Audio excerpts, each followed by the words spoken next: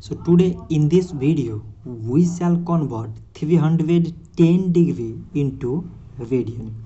So in a straight line or in a semicircle, the sum of angles is 180 degree and it is equal to pi radian.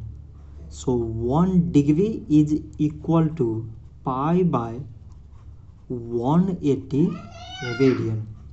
So in the same way, 310 degree is equal to 310 into pi by 180 radian. So now we cancel the numbers. So 0 cancel.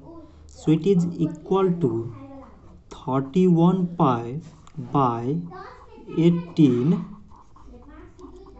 radian. So 310 degree is equal to 31 pi by 18 radian. So this much for today and thanks for watching.